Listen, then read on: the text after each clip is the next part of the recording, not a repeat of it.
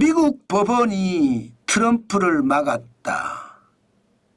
트럼프 관세는 대통령 권한 밖의 위법이다. 이 말 사실입니다. 한번 보실래요?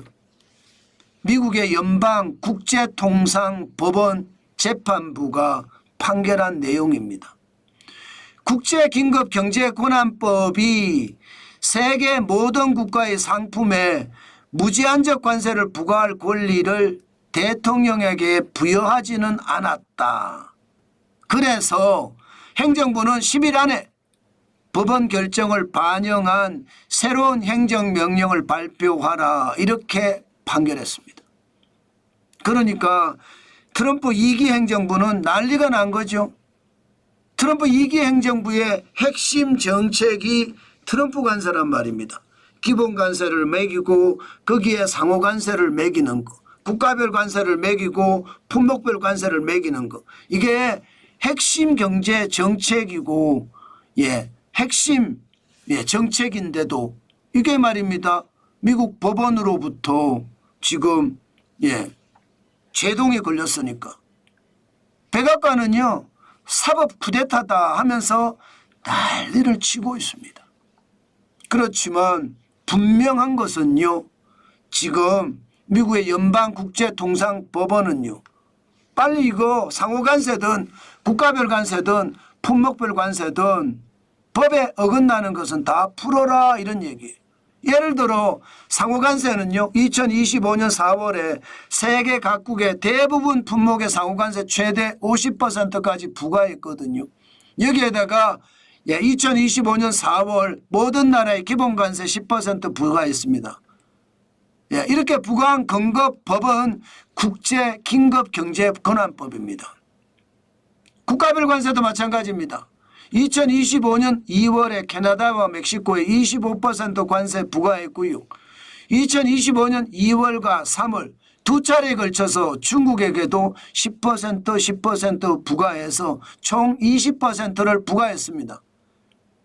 이렇게 부과한 근거는 국제긴급경제권한법에 근거를 둔 겁니다. 바로 이 두 가지 국제긴급경제권한법에 근거를 두고 국가별 관세와 상호관세를 때렸는데 이 자체가 대통령의 권한받기라는 거예요. 국제긴급경제권한법은 의회의 승인을 얻어야 된다는 거예요. 의회가 관세를 매길 권한이 있는데 대통령이 매겼다. 이거 잘못된 거다. 때문에 환원해라. 이런 얘기입니다. 그렇지만 품목별 관세는 아니다. 이것은 국제긴급경제권한법을 가지고 한 것이 아니고 무역확장법 232조를 가지고 했기 때문에 철강이나 알루미늄의 25% 관세나 자동차나 자동차 부품의 25% 관세 그리고 반도체나 의약품, 구리 등에 앞으로 추진하려고 하는 품목별 관세는 그것은 위법이 아니다. 이렇게 판시했습니다. 그러면 지금 당장 트럼프 행정부는 어떻게 할까요? 트럼프 행정부의 핵심 정책 자체가 무산될 위기에 놓이잖아요. 그러니까 트럼프 행정부는 그적시 항소했습니다. 백악관은 사법 쿠데타라 반발을 하면서 연방항소법원에 즉각 항소했습니다. 그러면서 집행정지 신청을 했어요. 취소 행정명령을 내리라는 1심 결정에 대해서도 집행정지 신청을 냈습니다. 그래서 그적시 그 내용을 확답받았습니다. 이게 항소가 끝날 때까지 트럼프 관세는 유지된다 이렇게 말입니다. 그야말로 하루 동안에 미국의 어떤 경제는 난리도 아니죠. 난리도 아니죠.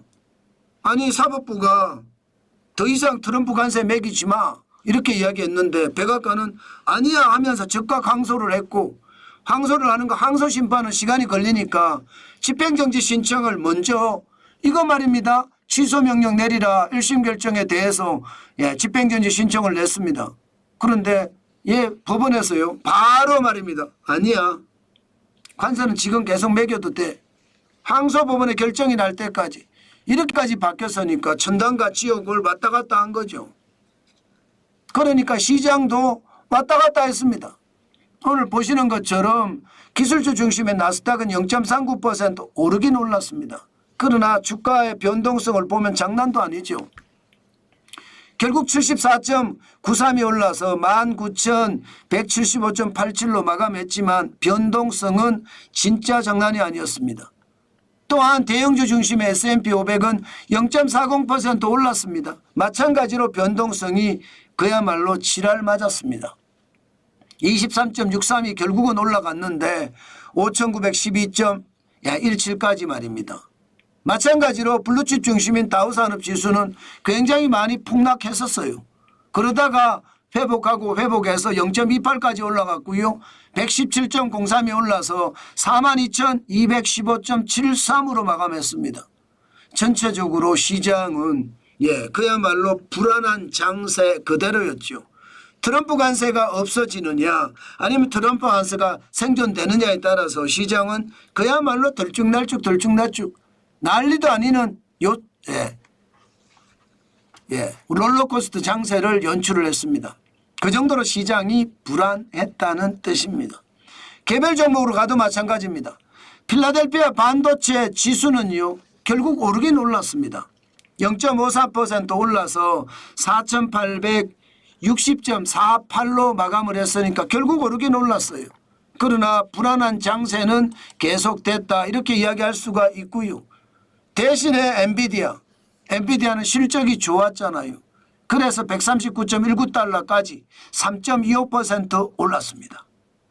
이게 반도체도 필라델피아 반도체 지수도 오르고 엔비디아도 올랐다. 우리 시장에도 긍정적인 효과가 있겠죠. 아무래도 대한민국의 지금 주력이라고 이야기하는 게 방산, 조선, 반도체잖아요. 그중에 반도체, SK 하이닉스는 엔비디아에 납품도 많이 하니까 아마 상황이 조금 여유 있게 돌아가지 않을까 전 그런 생각은 해봅니다. 게다가 지금 5월 달에 외국인들이 계속 들어오는 상태거든요. 그러면 우리 주식시장의 상황도 많이 좋아지지 않을까 저는 그렇게도 생각해 봅니다. 그 외에 엔비디아 외에 말입니다. 매그니피센트 주식 중에는요. 예를 들어서 알파벳 지금 0.24% 떨어졌습니다. 제가 예의주시하자는 종목이죠. 172.96달러까지 지금 올라갔고요. 항상 예의주시하면서 시장을 봐야 됩니다. 알파벳 여기다가 애플도 제가 예의주시하자고 말씀을 드렸죠. 0.23% 올랐습니다. 200달러 깨졌습니다. 199.95달러입니다. 여기에다가 메타는 어떻게 됐을까요? 메타는 0.23% 올라서 645.05달러를 기록하고 있고요. 아마존은요. 아마존은 지금 보겠습니다. 아마존은 0.48% 올랐습니다. 205.70달러를 유지하고 있습니다. 마이크로소프트 볼까요? 마이크로소프트 0.29% 올랐습니다. 여기에다 458.68달러로 마감했고요. 아마 애플을 제가 예의주시하자는 것은요. 트럼프 대통령에게 팀쿡이 찍혔다. 그래서 휴대폰 외국에서 생산하면 25% 관세를 매긴다. 이런 얘기가 있거든요. 아마 더 영향을 받을 수도 있을 거예요. 그래서 제가 예의주시하면서 시장을 보자 그 말씀을 드린 거고요. 또한 테슬라는요. 시장의 분위기에 따라서 굉장히 많이 달라졌는데 테슬라는 0.43% 올라갔습니다. 358.43달러를 기록을 했습니다. 예상했던 것보다 테슬라의 어떤 움직임이 굉장히 달랐죠. 저는 테슬라 결국 말입니다. 일론 머스크가 지금 사실상 트럼프 행정부에서 빠지면서 경영에 집중하고 있잖아요. 그 경영에 집중하는 것이 시장에 많이 도움이 됐다. 게다가 휴머노이드가 발표가 되면서 시장에서 진짜 깜짝 놀랐어요. 휴머노이드 자체가 이게 거의 인간을 닮은 것 같다. 이렇게 이야기할 정도로 많이 올라가니까 당연히 말입니다. 테슬라 주가도 지금 358.43달러까지 쭉쭉 올라가고 있습니다. 아마 차세대 산업 여기에서 지금 테슬라가 한 발 한 발 앞서가잖아요. 네, 로봇 택시도 마찬가지, 자율주행차도 마찬가지죠. 자율주행차도 굉장히 앞서가고요. 드론까지는 아직 그렇게 나오지 않지만 드론도 지금 뭐 우주라고 해서 스페이스 X 있죠. 여기도 지금 굉장히 강조를 하고 있는 편이고요. 결국 자율주행차나 휴머노이드나 이런 것을 보면 테슬라의 상황도 앞으로 좀 더 긍정적인 방향으로 움직이지 않을까, 저는 그런 생각은 해봅니다. 물론 말입니다. 거품이 꺼지면 또 어떻게 될지 모르니까 시장을 맹신하지는 마시고요. 항상 시장은 경계감을 가지고 보시라는 거 오늘 다시 한번 여러분에게 말씀 올립니다.